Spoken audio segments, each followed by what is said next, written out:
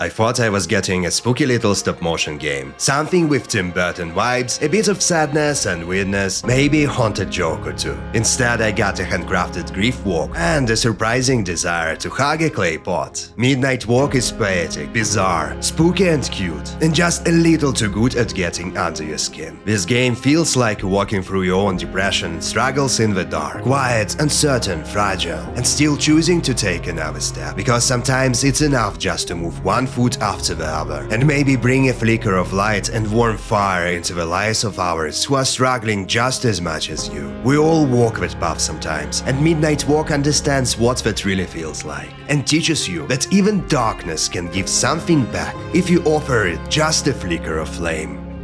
You walk your midnight walk as the burnt one, wandering through a strange handcrafted world plunged into darkness. You carry a flame of hope through a world of decay, to light the path, to warm and to offer comfort to what's left. But you don't walk the walk alone. Potboy, the last ember of a dying world, is always by your side, along with Housy, your quiet, convenient travel companion, who is quite literally your walking home. The game unfolds in small fractured stories, moments of grief, memory and regret. Each one is a quiet, soul-tearing tragedy, mostly self-inflicted. You can't undo the past, but sometimes you can relight what was lost. Sometimes you help someone accept what's left or what's never coming back. Sometimes you just listen. We all walk through something. The game just happens to understand that better than most. And just when it all threatens to become too heavy, the writing sneaks in a bit of whimsy. Odd puns, surreal names and dry jokes that made me chuckle here and there during the playthrough, while wiping my teary eyes.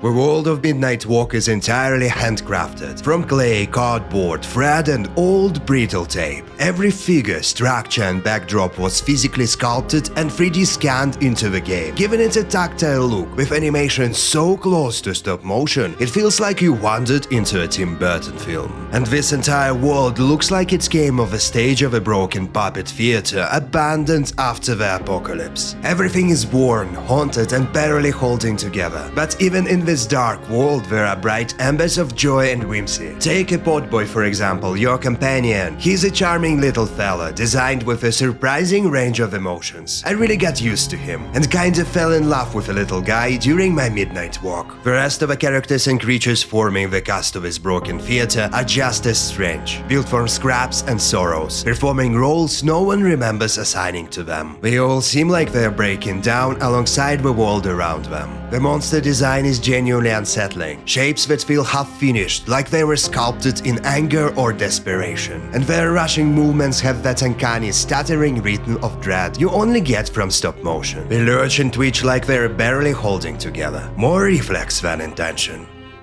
The music is a perfect match for this dying world. Rich, haunting and deeply emotional. The score balances orchestral and jazzy elements using clarinet, saxophone, piano and strings to evoke everything from quiet sorrow to drifting introspection. It never takes over, but it always knows where the emotion lives and how to enhance the experience. And like any strange adventure, it has a voice to match and guide you through the chapters. The narrator's voice is soft and steady, like someone reading aloud from a forgotten book. It makes you feel even more like a character in a strange little film you wandered into.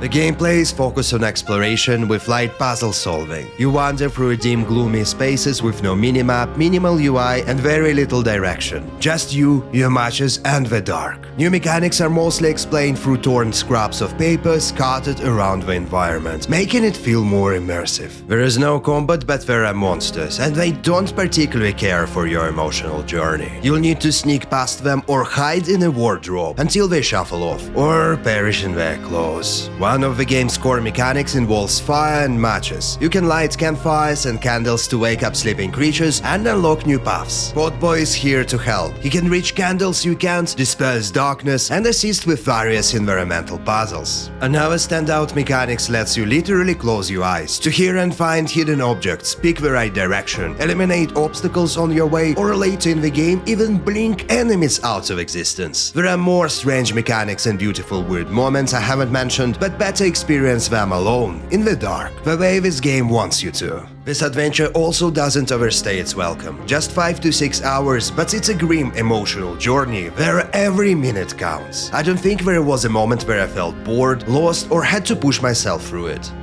Midnight Walk won't be for everyone. It's quiet, sad, and stitched together with clay and memory. But for me, it was something special, a strange little story, a handcrafted journey through midnight, where the goal isn't to banish the dark, but to carry the light. I didn't expect this spooky cute stop-motion game to make my eyes watery more than once. But, well, it did. It touched me in a way not many games do. And honestly, that's a strong 9 out of 10 from me. Because sometimes you just have to walk your walk, step by step, with a little clay pot and your walking house by your side, just to feel yourself at home.